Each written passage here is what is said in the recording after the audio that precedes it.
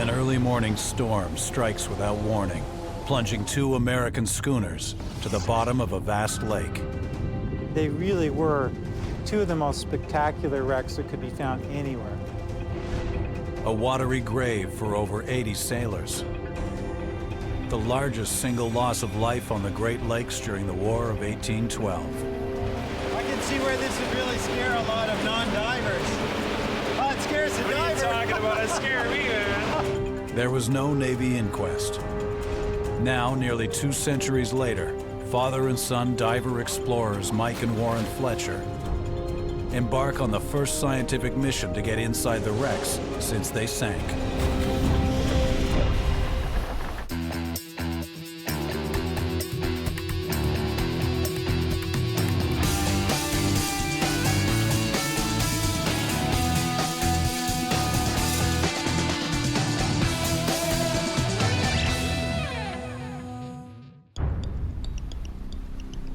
Two of the best preserved wooden shipwrecks in the world lie on the bottom of Lake Ontario in Canada. Discovered by an amateur archaeologist in 1973, these American vessels, the Hamilton and the Scourge, have been frozen in time for nearly 200 years. Wooden ships decay rapidly in seawater. Bacteria and salt break down wood and corrode metal. But the cold, fresh water of the Great Lakes has protected these wrecks, making them rare surviving examples of 19th century schooners.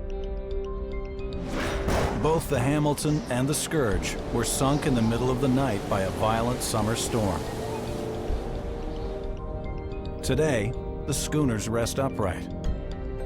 Elaborate wood carvings still grace their bows, and guns line their decks, seemingly ready for action, just as they were the night they sank. These priceless wrecks rest only 113 kilometers from Mike and Warren's home base. You always imagine that the most exotic, the most exciting things happen somewhere else. But here with the Hamilton and Scourge, practically in my backyard. And they really were 2 of the most spectacular wrecks that could be found anywhere. The Hamilton was 20 meters long, weighed 69 tons, and was armed with 9 guns. The smaller 41-ton Scourge measured just 17 meters, but 10 guns lined her deck. Both vessels were simple merchant schooners pressed into service for the American Navy. Roughly 40 or 50 men served aboard each of the converted vessels. 1813. The United States and Britain were in the middle of a 3-year war. A war that would decide the fate of the vast northern territory that is now Canada, and that came to be known as the War of 1812. That spring and summer, the 2 navies engaged in battles across the Great Lakes. On the night of August 8th, 13 American vessels and 6 British faced each other only 1 kilometer apart on Lake Ontario. It was a warm, windless summer night. The 2 fleets silently at rest. Around 2 a.m., a violent storm struck without warning. When dawn broke, the Hamilton and the Scourge were at the bottom of the lake. Over 80 American sailors died, making it one of the Navy's largest losses of life until the Civil War, nearly 50 years later. The rest of the American fleet was unscathed. There was no Navy inquest and no official investigation into the sinking or loss of life. Sailing Master Joseph Osgood, Steward John Cochran, and Boy Joseph Phillips. The United States has designated the wrecks as war graves in what are now Canadian waters. Since 1976, they have been protected as a National Historic Site. The remains of 6 of the sailors lie on the lake bed near the schooners. Perhaps they drowned trying to escape the sinking vessels. The rest of the crew have never been found and could lie within the wrecks. Why so many drowned that night is still a mystery. When I first started hearing about the Hamilton and Scourge, I didn't think about the individuals, but those remains were real people. They had names, they had families. The Fletchers want to find out what happened and why so many perished that summer night. To do so, they need to get inside the wrecks, something that's never been done before. It's not going to be easy. The wrecks are in 90 meters of frigid water, but the cold, averaging just 4 degrees Celsius, may have preserved clues as to what happened that night. Now, for the first time ever, the Fletchers join forces with a multi-year scientific and archaeological survey of the wrecks to enter this vanished world. By going down below, under the deck, we can really gather the only information that's available. Are there supplies? Are there barrels of food? Is there shot? Is there ballast? All of the things required to make a naval ship operate out on the lake. Are we going to find evidence of that below decks? And that's one of the tantalizing questions. Yeah. No plans or blueprints exist for the interiors of either schooner. The location of walls and supports may shed light on why they went down so fast. The expedition may also find the missing crew's skeletal remains. If the schooners went down suddenly, many may have been trapped below deck. The positioning of their remains could provide evidence of how and why so many drowned. The wrecks are war graves, so the team must station the expedition boat at a safe distance and hold it fast with mooring buoys instead of anchors that could cause damage. Here you can see the wreck of the Scourge, and we've made a deliberate decision to position the moorings almost 100 meters away from the wreck site. In 1980, Canada restricted scuba diving on the site, so they must use remotely operated submersibles, or ROVs, to get inside. The ROVs, we've got the potential to have a lot of bottom time. Yeah.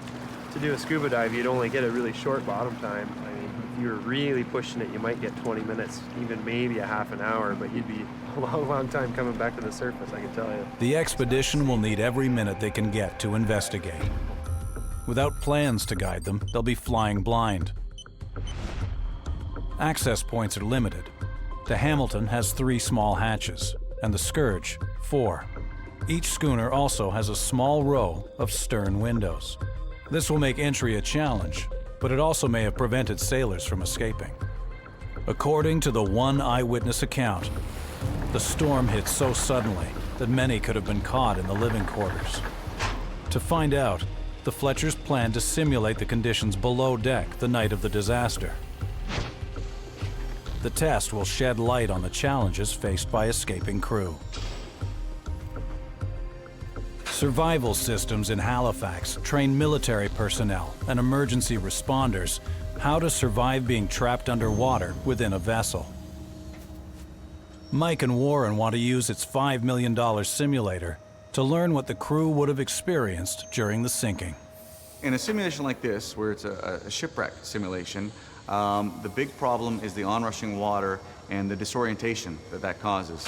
Really, the only thing that you can rely on is physical reference. And in this particular simulation, there's not much in there for physical reference. It's just an empty capsule with one exit. To make the simulation as realistic as possible, the Fletchers rely on the only eyewitness report. Ned Myers was a gunner on the Scourge and one of only 8 survivors of a crew estimated to be around 45. Writer James Fenimore Cooper, author of The Last of the Mohicans, told Myers' story in a biography published in 1843. The captain looked at the heavens and remarked that the night was so calm and the English were so near. We should certainly engage if there came a breeze. The crew left the sails up, and Myers slept on deck beside his gun. Okay, let's go ahead and turn on the storm conditions. The simulator uses 2 industrial fans to create wind, Turning into a dark and stormy night here. along with wave and rain generators to replicate the weather conditions on the night of the sinking. I awoke in consequence of large drops of rain falling on my face. I meant to go down and get a nip out of the little stuff we kept in our mess chest, when a flash of lightning almost blinded me. All we need now is some lightning. Yeah, some thunder. Our deck seemed on fire, a most awful and infernal din of thunder, and shrieks and dazzling flashes of lightning. the wind blowing all the while like a tornado.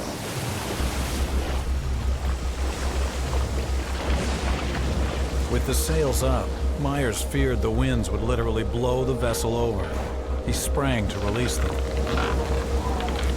The water was now up to my breast, and I knew the schooner must go over. There it goes. The winds blew the Scourge onto her side, and water poured into the deck hatches. It's gonna go right upside down. I can see where this would really scare a lot of non-divers. Oh, it scares the What are you diver. talking about? It scared me, man. The violent storm that struck both the Hamilton and the Scourge was likely a weather event called a downburst. These intense localized weather systems often occur on the Great Lakes during thunderstorms, striking in just seconds. Cold air from the storm front drops through the warmer air, hitting the lake, and blasts out like an explosion. The initial wind gusts can reach 150 kilometers an hour. They would have struck the sails that Myers failed to release, blowing the schooners over. I have to admit, I don't know what to expect when I get inside this thing. It looks pretty wild. I think it's gonna be pretty intense. Questions still remain. Did the vessel's internal structure inhibit the flow of water? How difficult was it for the sailors to get up onto the deck? Further investigation will be needed before Warren can simulate the schooner's final moments.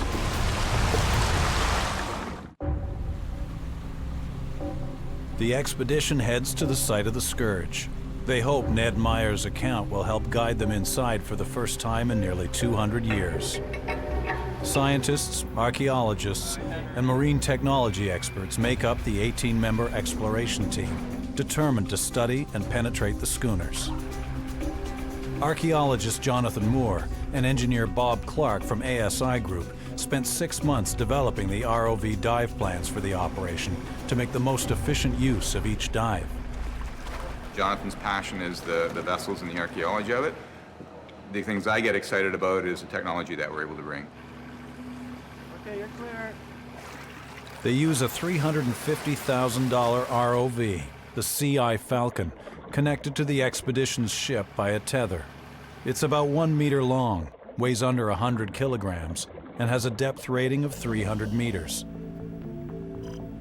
Dan Cousineau has logged nearly 200 hours piloting the ROV. He flies it down 90 meters, beyond the reach of sunlight, to find his prey, the Scourge.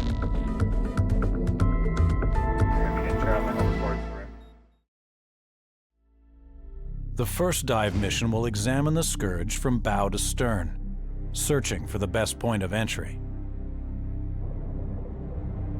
Piloting the ROV demands intense focus. The vehicles have no peripheral vision, so Dan relies on the onboard camera and sonar to maneuver the ROV above the fragile wreck. Slowly, the bowsprit on the front of the Scourge comes into focus.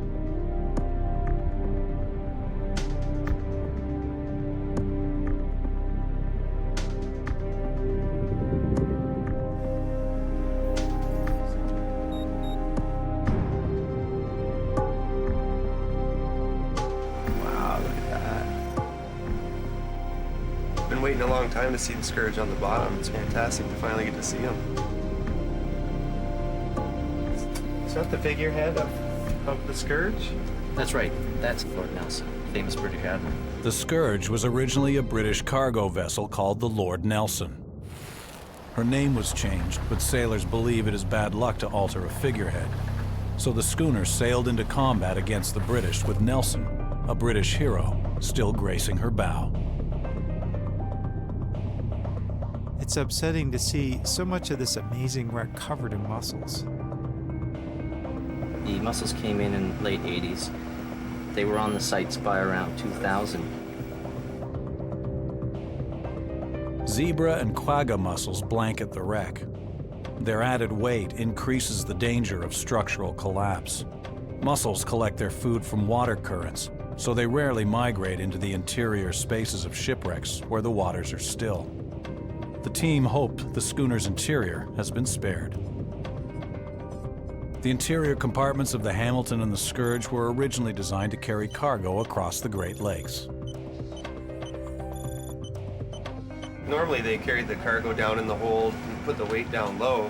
Now they've got all these heavy guns on the deck, and modifications with that have changed the buoyancy characteristics of the ship. It must have. The Scourge's 10 guns added roughly 8.5 tons to the schooner's deck, changing how the vessel handled. Any changes below deck could have affected how quickly water could fill the vessel. This information could help explain the high loss of life. The ROV reveals a bow hatch choked with silt. The stern hatch is also blocked, this time by boarding pikes, used to hold on to other vessels at close range. They need to find another way into the wreck. The ROV moves to investigate the stern of the Scourge. So here, these are sliding window sashes that go up into the transom. Wow. In Myers' account, these windows led to the quarters of Sailing Master Osgood, the Scourge's captain. Glass windows, perhaps raised by Osgood in the hope of relief from the heat during the warm summer night. And look, we're getting a really good view through. Dan, if you can hold the whole position. Second window inside right There's there. another opening. The second opening is an important discovery. The ROV could use it to move from the captain's quarters into the heart of the Scourge. Ned Myers says in his narrative that he made his way to the fashion piece, which is a timber that defines the outer shape of the transom of the stern. Okay, yeah. So this is the spot right here. I stood for an instant on the fashion piece. I saw Mr. Osgood with his head and part of his shoulders through one of the cabin windows, struggling to get out. But the window opening is little more than 20 by 40 centimeters, roughly the size of a laptop computer. Perhaps too small for Captain Osgood to escape. His remains could still be inside. But the window is also too small for the ROV.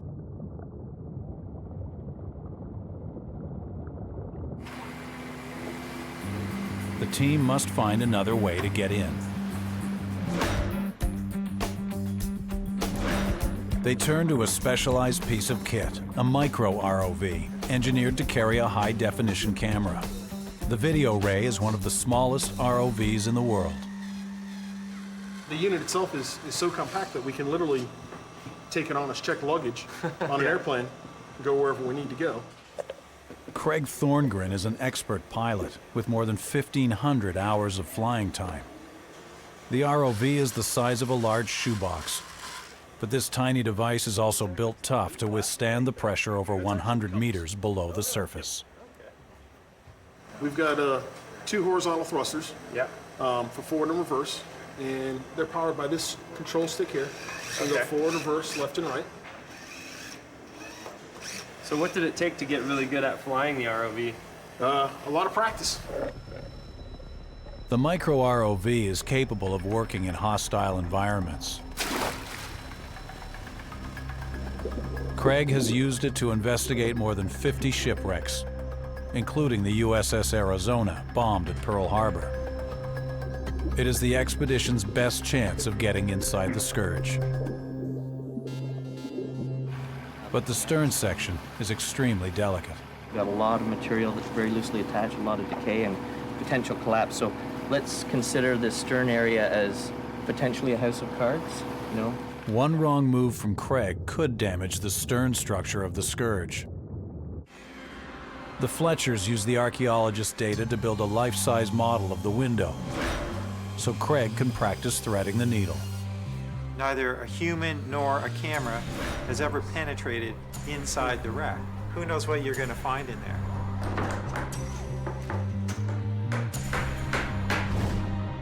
ASI has a 70,000-liter tank used for planning complex ROV field operations like this one. What do you think, John? It's excellent because I think it gives a really good impression of the complexity of the shape of the stern. So when the ROV is attempting to fly horizontally, it's coming here at this angle. But this does not present a perfectly flat open window. No. We've got to fly through a fairly complex shaped opening. The pressure is on Craig to prove that he can negotiate the approach and fly through the window without damaging the priceless wreck.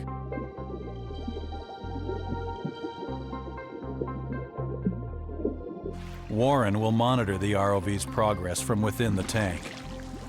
Craig, what we're going to do now is approach slowly and assess the size of the opening. Yeah, it looks like she's going to fit through just fine. So let's proceed through the opening. This job isn't for shaky hands. Craig must exercise precise control, threading the ROV on a straight path through the complex angle of the window. You're going to have restricted vertical clearance, so you're going to have deck beams above you, and you might not have a whole lot of clearance below you either.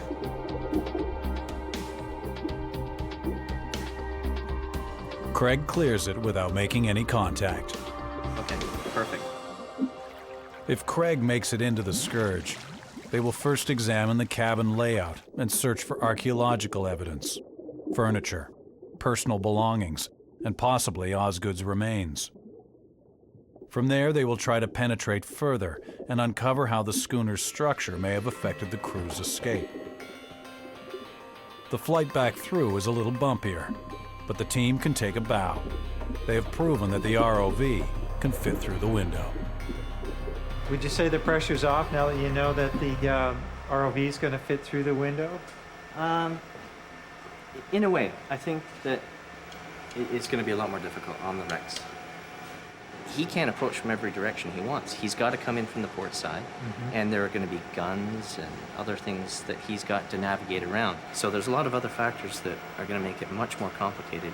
Every dive's a challenge. There's no doubt about it.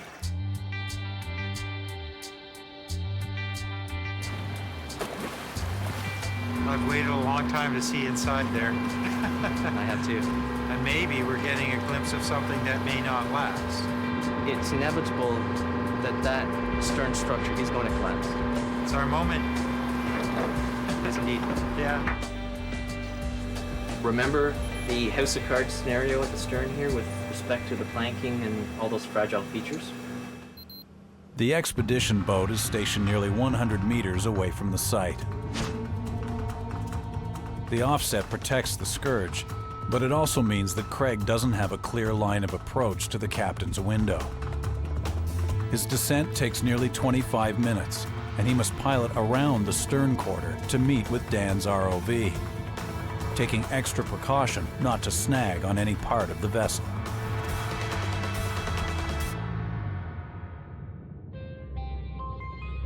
Jonathan holds the archaeological permit for the project and must ensure the historic wrecks are not damaged during the exploration. Each ROV trails 240 meters of tether, stretching back to the expedition boat. They must thread their way through fallen sections of fragile mast, rigging, and the pulley-like davits used to lower and raise the Scourge's dinghy. If a tether were to get snagged, it could trap an ROV or worse, damage the wreck while shaking free.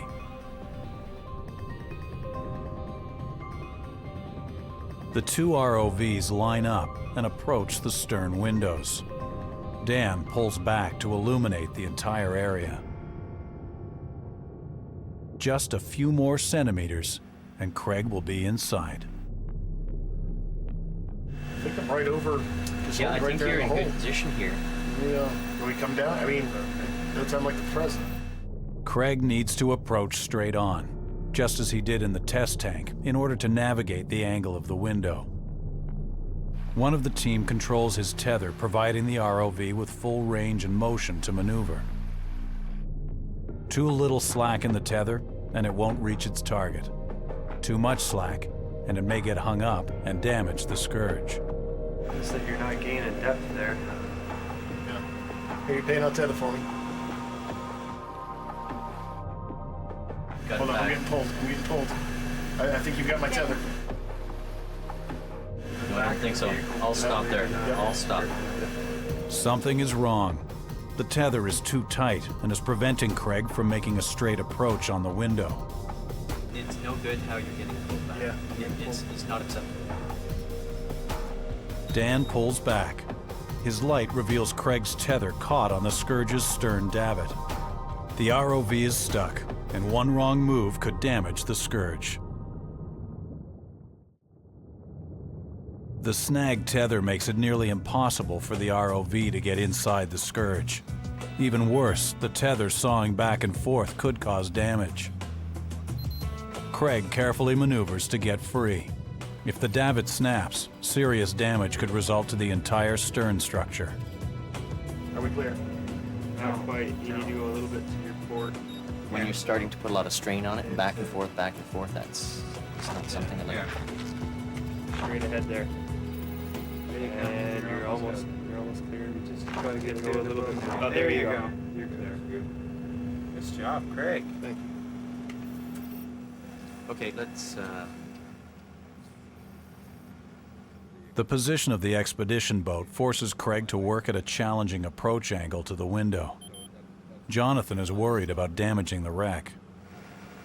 What if we came as far forward on the forward line on the boat as we can? Just to move the whole boat this way. The boat's moorings can't be changed, but a shift of even a few meters might be enough to give Craig a more direct approach angle to the stern windows. 97, yeah, we're closer to the center of the wreck.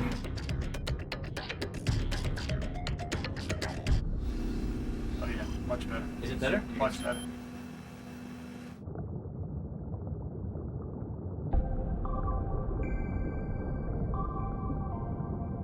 Okay, here we go.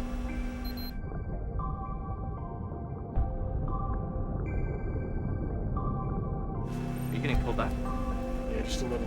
Yeah, give me a little more tether. Warren takes charge of the tether.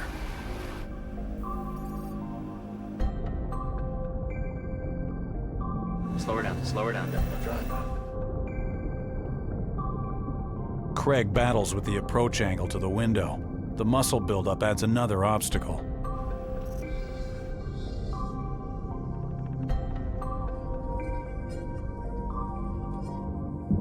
Whoa.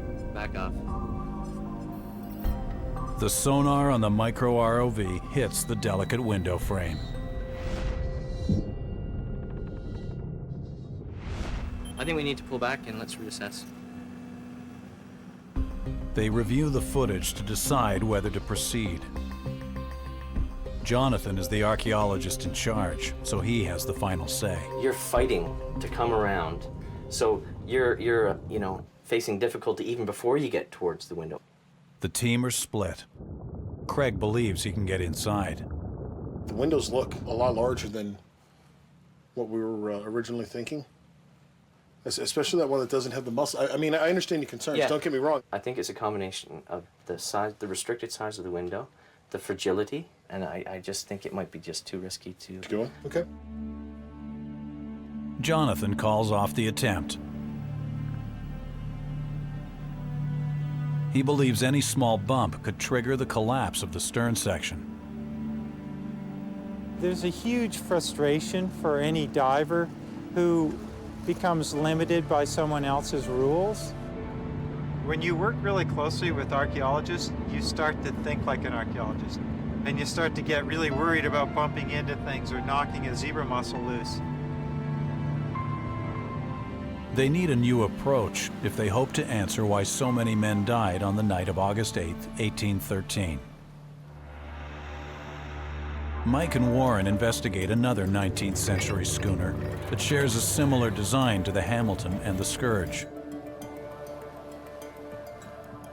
They hope its internal hull design will shed light on what happened below deck during the sinking. The tiller wreck lays only 7 kilometers south of the Hamilton and the Scourge. She rests in just over 30 meters of water, making her much more accessible. The government forbids the use of scuba equipment for any commercial dive deeper than 30 meters. So the Fletchers must use surface-supplied air to dive on the tiller. Once they surface, they must enter a decompression chamber to purge their bodies of nitrogen gas that builds up in the blood during the dive. Nitrogen, it's not assimilated by your body, all right? So what happens is the gas itself will come out of solution as soon as you hit the surface, and we don't like bubbles in our bloodstream that isn't oxygen. The Fletchers will enter the chamber immediately after surfacing or risk getting decompression sickness. Full-on commercial diving equipment, very cumbersome. You feel extremely awkward. But I did thousands and thousands of that style of dive throughout my commercial career.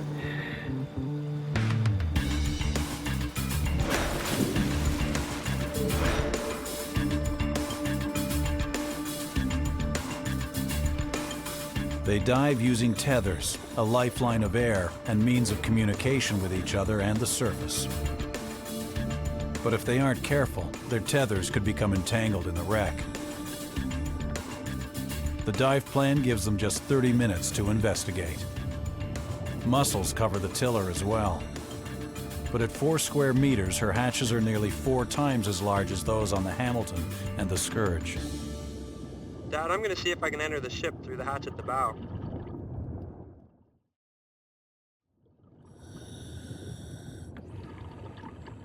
The tiller was a cargo schooner, like the Hamilton and the Scourge before they were converted for war. I think I can fit through. I'm going to drop inside and take a look at the internal structure.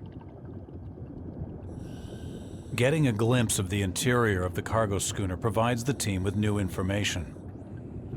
These interior spaces were designed to maximize cargo capacity.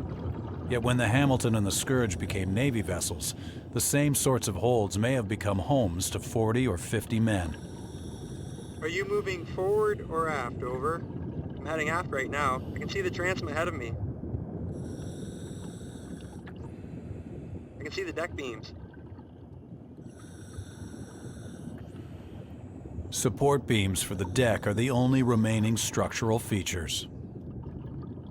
It appears to be literally wide open. I don't see any bulkheads or anything separating the different areas of the ship. It's really odd. Open space below deck makes sense on a schooner like the tiller with a small crew designed to haul cargo. But on a vessel converted for war with dozens of men living below, it could have made it harder for them to escape the sinking. On purpose-built warships of the time, partitions separated the living, fighting, and storage spaces. These compartments would slow the ingress of water, potentially giving the crew more time to get out.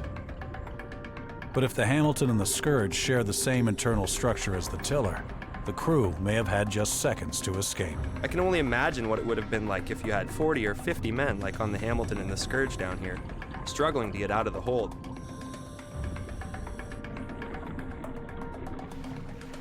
The Fletchers have just 7 minutes from their final decompression stop to surface and make it into the chamber to complete their decompression.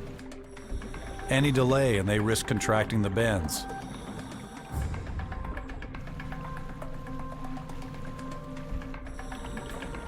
They reach the surface, but their tethers get tangled. Mike and Warren work together to free themselves from the constricting lines. Warren needs some slack on the line. Slack the dynamite. Dad, see if you can swim around and untangle it. I can't move anywhere. They have just 3 minutes to clear their tethers and make it to the decompression chamber. I think I can see where it's hung up.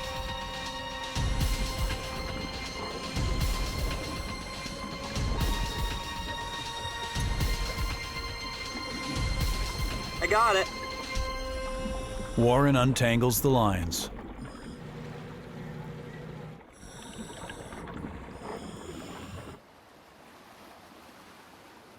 Come on, Mike. Got Warren. With less than 2 minutes remaining, the support crew must free them from their helmets, harnesses, and dry suits. That's cracked. Dangerous nitrogen will bubble in their blood. Prolonged exposure can cause paralysis or even death. 30 seconds. They rush to the decompression chamber and make it with just 10 seconds to spare. Have a good flight, boys. Sealed inside the steel tank, the pressure is set to match their final in-water decompression stop. Gentlemen, you are at depth. Start breathing O2. The Fletchers have got their first look at the interior of a similar 19th century cargo vessel. But are the Hamilton and the Scourge as open below deck as the tiller wreck? Or were walls and partitions added when they were converted for battle to handle the increased crew size? If they are open, water could have flooded the schooners in just seconds, leaving those below deck with little time to escape. The Hamilton wreck site is the last chance for answers. She was sunk by the same terrible storm and lies just 500 meters from the Scourge. But there is no eyewitness account of the Hamilton sinking. All right, Warren, we're good to splash. At 20 meters long and 6 meters wide, she is larger than the Scourge, but has only 3 deck hatches, with the largest opening measuring just 1.5 meters square. The search for an entry point begins at the bow. The ROV scours the deck looking for a way to drop inside. There were only 8 survivors from the roughly 40 or 50 men serving on board. Few remains have ever been found. Dan? Yes. Can you come back out and around, please, so we can monitor Craig going in? I'll give an extra set of eyes for him as well. Absolutely. The team move cautiously, aware that this is a war grave and that human remains could lie right below. When a drowning victim goes to the bed of the sea or the lake, wherever they sink, they don't move much. That's one of the beauties of the Great Lakes. There aren't the strong currents, the tidal currents, and the big hurricane storms and things that tend to move stuff around on the bottom. It's so still down there. And nor are there the organisms that consume the bones. Both of these wrecks present a really good preservation environment for delicate organic materials such as bones and wood. Craig moves into position above the forehatch. Mussels cover the opening, reducing access. He carefully moves the ROV lower. This time, the maneuver is perfect. He's in. Topside, images of the Hamilton's hold appear on the monitor. Mussels have penetrated the interior, but in much smaller numbers. The team entered the Hamilton's compartments for the first time since the night she sank, almost 200 years ago. We're seeing obviously some kind of debris. Broken wooden planking that might have been cabin fittings or furniture for the crew. Craig rotates just below the hatch, revealing a wide open compartment, much like the tiller wreck. The visible evidence suggests water could have flooded it in mere seconds. It would have been quite something at that spot when the vessel sank. How did Ned describe it? It was like water running in through a sluice. Myers believed the storm caught many sailors below deck. Those who were stationed below slept below. I think it probable that as the night grew cool, as it always does on fresh waters, some of the men stole below to get warmer berths. But the ROV is not finding skeletal remains in this part of the schooner. Craig brings the ROV back out of the compartment and directs it aft where it finds the vessel's dinghy. It appears that the Hamilton sank so fast, there was no time to escape.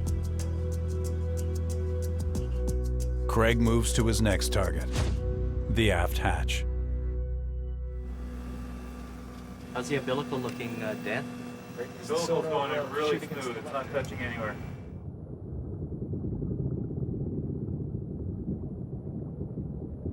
The hatch is clear, so Craig presses on, dropping nearly 2 meters below deck. The team spots something within the compartment. A musket rack with muskets still in it lines the interior wall just inside the hatch. Let's count the, maybe you can 11. count them out. I count 11 this way. The muskets, kept close at hand, are evidence of the soldiers and crew living below deck. Exactly. Very good. Excellent. Excellent. Craig must navigate an incredibly tight area in order to get deeper inside the wreck.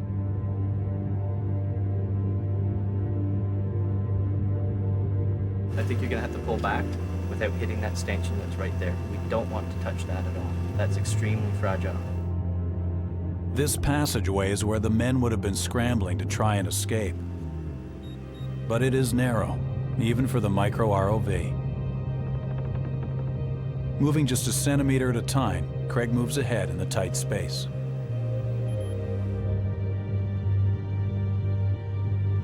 Nice driving, Craig.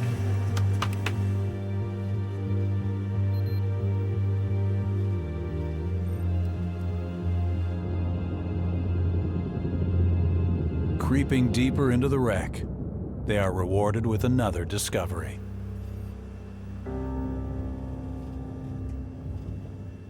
Does this look like the bottom of a shelf here? The team spots something that could be a link to the Hamilton's crew, a horizontal plank. See, that could actually be a bunk. That could be a bunk, and this could be the lower bunk. That could be the It's open underneath. This looks like the crew's sleeping quarters, where sailors may have awakened to an overwhelming onrush of water. So, John, if that is a bunk, if Hamilton met a very sudden end, then this is definitely an area where humans could have been trapped below decks. Absolutely. A blanket of silt covers the deck, entombing the crew's remains forever.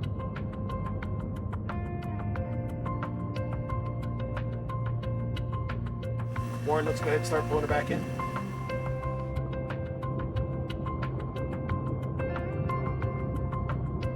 The Micro-ROV gives the team a window on the past, revealing the interior compartments of the Hamilton. The lack of visible bulkheads or partitions meant water could pour in from the hatches. But how difficult would it be for the crews to escape the capsized schooners as they filled with water? At Survival Systems, the Fletchers prepare the simulation of the last moments of the Hamilton and the Scourge. I wouldn't say I'm nervous, but I can feel a little butterfly there. I think it is going to be difficult. I think there's a lot of water moving through one exit, and it's not a particularly big exit, which means the onrush is going to be pretty heavy. Mike stays outside, ready to help if Warren becomes injured. He will also time how long Warren is trapped within the capsule.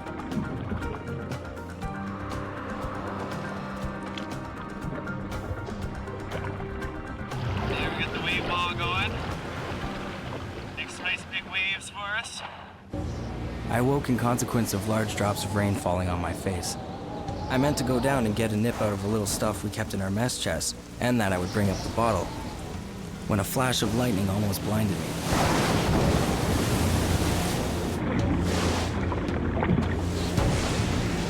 Think we're getting ready. Oh my gosh. This is so intense.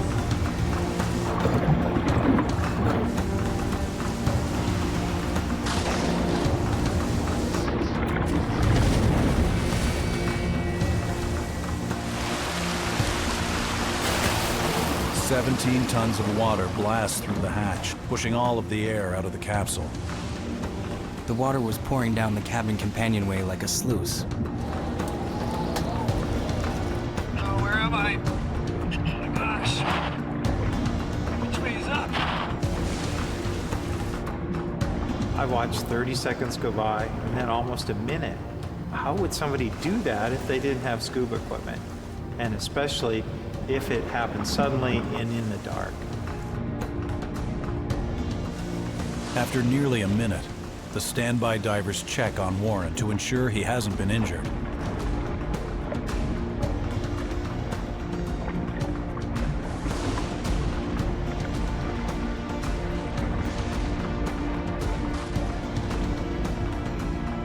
At last, Warren struggles free, but is met with the chaos of the storm on the surface. I made a spring and fell into the water, several feet from the place where I had stood. It is my opinion the schooner sunk as I left her. But it happens fast, man, a lot faster than I expected. The water just is, you see it coming in and then you're underwater. Those sailors would have been taken by surprise and would have had just a few terrifying moments to reach the deck. It definitely brings it home for me what actually happened that night and the challenges that these guys were up against, you know, immediately just survive and get out of the ship, and I can see why a lot of them died. Ned Myers was one of the lucky ones.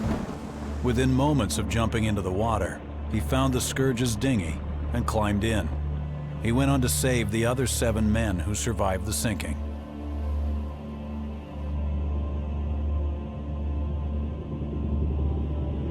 Nearly 200 years later, a scientific expedition has entered one of the schooners for the first time, gathering archaeological evidence and shedding light on why so many died.